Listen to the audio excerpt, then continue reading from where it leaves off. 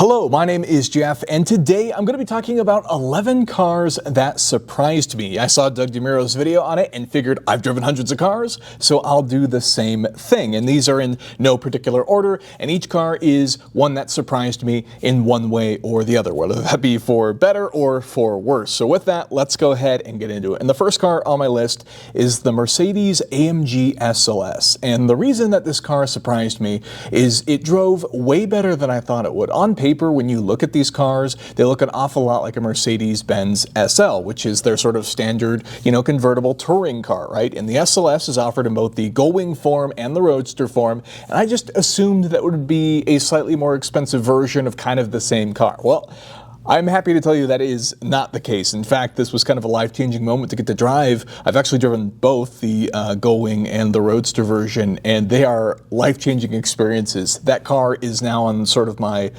eventually buy list because of this experience. And what I found to be the case was these cars are supercars in every sense of the word. You would think they drive like a touring car, but they don't. They are mid-engine. The engine's fully seated behind the front wheel, so it's a front mid-engine layout. The Gullwing doors are incredibly cool with a ton of engineering into them from Mercedes, and then the car is insanely fast. It sounds great. The badges on the side say 6.3, but really it's a 6.2 liter V8, and AMG is essentially a German muscle car. And so what you get is this insane experience in this car. It looks great, obviously, with styling that harkens back to the 300 SL, and knowing that they're great to drive, I think further enhanced that experience. It's a really special car when you start to look into the history of them and sort of the development of what Mercedes did for this car. It really is its own unique special car. I mean, the tube chassis, the fully independent suspension, the transaxle, it really is a special car that just happens to look like an SL or have that retro styling for the 300 SL. Now, moving on to the next car. This one's kind of out of character for me as someone who prefers enthusiast cars, but that is the Nissan Ariya. So that is their new EV SUV thing, and I'm not really a huge electric car guy personally. They don't really do a whole lot for me. I think they're fine as commuter or appliance cars, but I don't really own any and don't really plan to at the moment. But what surprised me about this car is what Nissan is offering. I mean, for the money, I was blown away. It's a car that feels like it should be considerably more expensive than it is. In particular, the interior. It's such a nice interior that would be, I would say, on par with anything Infiniti sells, which is Nissan's luxury brand. And it was really, really impressive. The price point you get, the range on that car too, is also what impressed me. It was actually just a really, really nice experience. The thing with this car is I didn't really have like any expectations going into it, but was so impressed with the car, it was well beyond what I expected. When you see the price tag for what these cars start for, to get that out of that car is what really, really impressed me. So the Nissan Ariya, I hope those sell well. They deserve to. They're really, really cool in that regard. Moving on. The Porsche 918 Spyder. Now this is kind of a funny one. So in terms of like perceptions, right? You kind of expect it to be crazy. It's one of the Porsche Holy Trinity cars, right? But you don't know exactly what to expect if you've never driven a car like that. I've driven 911 Turbo S's, I've driven some of the fastest Porsches they sell, but this was something differently entirely. The part that stood out to me when you drive this car, right? So when you start a Porsche 918 Spyder, it starts in the hybrid mode, which means it's using the blend of battery and combustion when it needs to. Now this car has a fairly well-developed hybrid system. Porsche tested and put hundreds of thousands of miles on these cars during development and took them all over the world. It's really cool. Look into that if you haven't seen the footage from it. But what's amazing about it is it starts quietly. And so you don't get that initial impact of the car. Now, when you start driving it, it'll actually stay in the electric mode, assuming it has charge, for a good long time. We're talking like up to 20 miles per hour. Now, the minute you floor it, the V8 kicks in. And this is a race-developed V8 from race cars that is now in a street car. And this thing fires on as ferociously as they come. And it is an incredible experience. And this is what you want from a car, is an experience, especially for this price point. A 918 is a $2 million car. And so you need an experience like that when you look at these cars. And that is exactly what it delivered. I personally believe the 918 is the most well-engineered of the three Holy Trinity cars. It seems like it has the most effort into it. Everything just seems to work the way it's supposed to. And good Lord, is it fast. Now, I like to think of the 918 as the closest I'll ever get to driving an LMP car. You know, everyone, if you've seen that video of the Cadillac LMP car leaving the pits, where it's leaving it in the quiet hybrid mode and then the V8 kicks on, that's exactly what driving a 918 is. So imagine that experience, put yourself in a Porsche 918, incredible experience. And, you know, cars keep getting faster and faster, especially in acceleration. We're getting to the limits of just what you can make out of a tire even.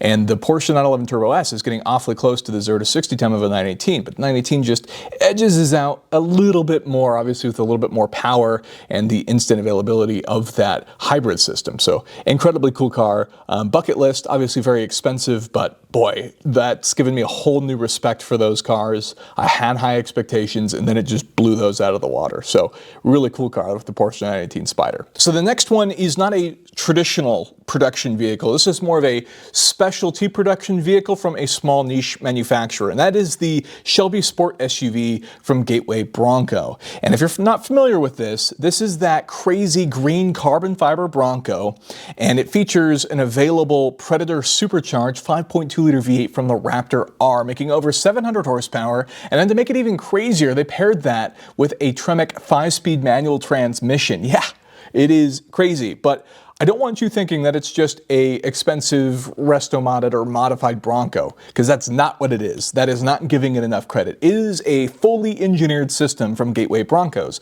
And what impressed me about it is just the way it works and the way it drives. It's immediately noticeable when you get behind the wheel. This, you know, I've driven lots of $300,000, $400,000 Bronco and Blazer resto mods, and they feel still like they are a 60s vehicle that does have a modern fuel-injected powertrain like an LS or a Coyote LT, whatever the case is, and they have some shortcomings. You can fix some of that with better chassis and stuff like that, but you know, it's kind of a blend of parts and pieces from other things that were designed for other purposes, and so you kind of notice that maybe some of it doesn't work right, the power steps might not work so functionally.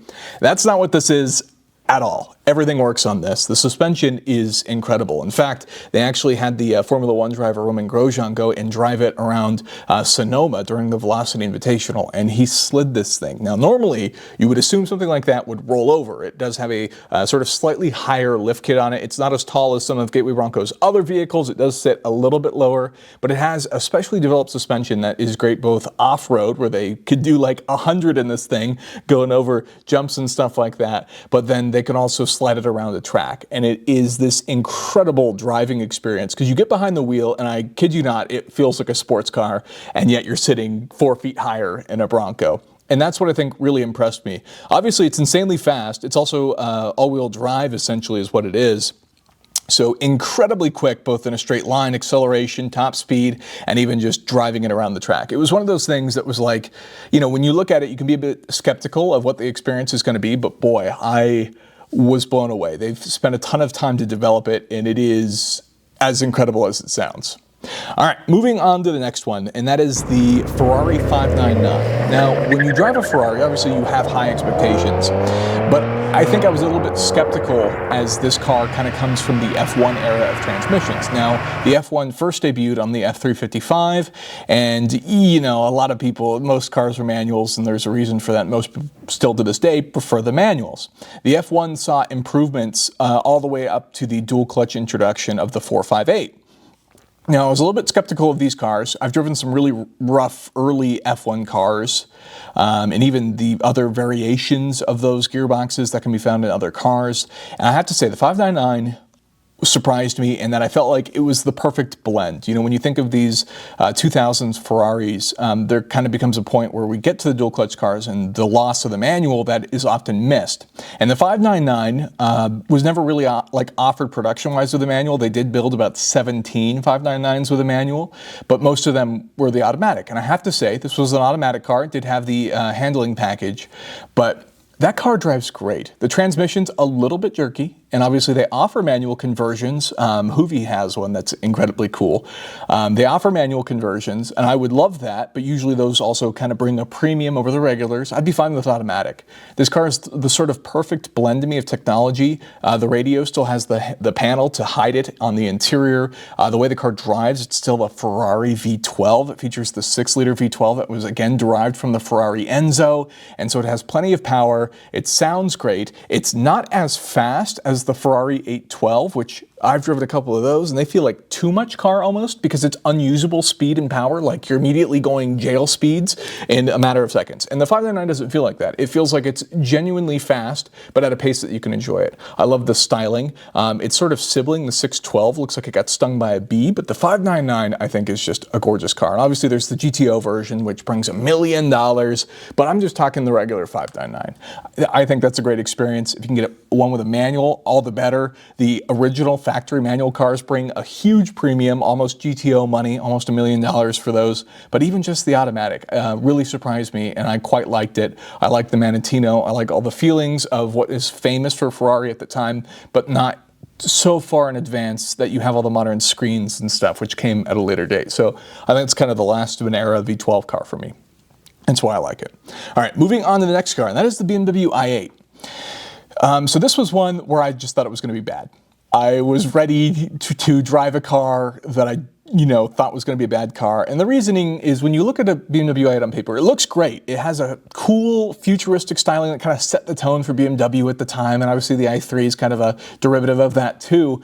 But the i8, it's a 3-cylinder hybrid system. And so I didn't have high expectations for it. I thought it was more of a show car, maybe had a little bit of performance and kind of whatever. I don't know if I'd buy one, maybe for fun if at the right price, but I do give it more respect. When you actually get behind the wheel, it is incredibly smooth. It's fun with the doors to get in the car. The interior is an experience in and of itself, and it's really smooth and quick in a subtle way. It's not loud. I'm not sure you really want to hear the 3-cylinder. Maybe it sounds good. I don't know. But it's not loud, but it is quick. It is quite brisk is probably the best way to describe the way that this thing drives. I mean, it is quick. It feels good. You feel like you want to fly all the time. You have the perception of speed is kind of disoriented, so you don't feel like you're actually going that fast.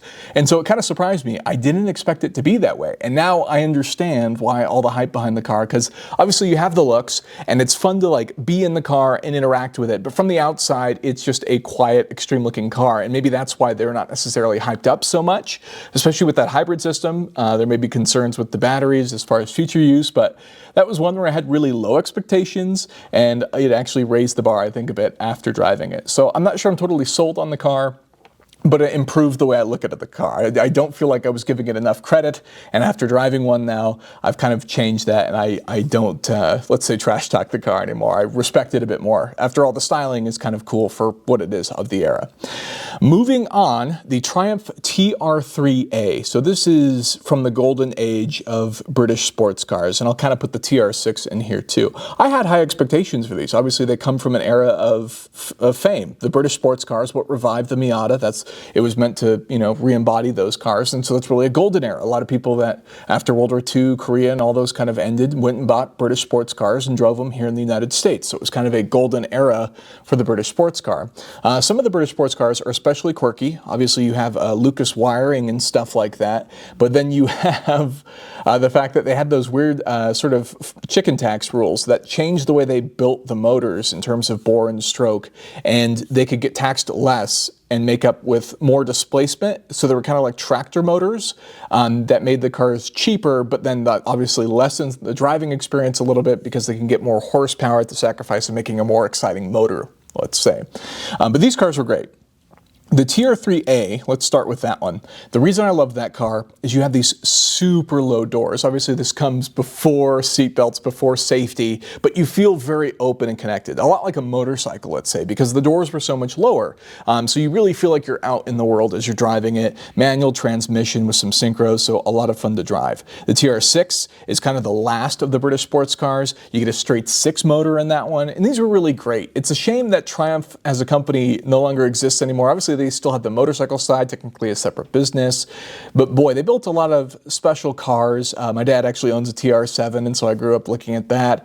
And that was one of those things where just those kind of cars were just a lot of fun to drive, especially when you think about a straight 6 in a British sports car for the TR6. I think those are great looking cars. That might be on the bucket list one day. But the TR3, kind of a cute looking car, but really connected experience. And I totally understand how those became so popular and why it is sort of a golden age when you look at those classic British sports cars. Moving on, the Porsche 959. So again, supercar, kind of a golden era for supercars, right, of the late 80s and 90s. The Porsche 959 was a revolutionary car for the time. It was a very technical heavy car. You had all these computer systems. It had this suspension that could be adjusted.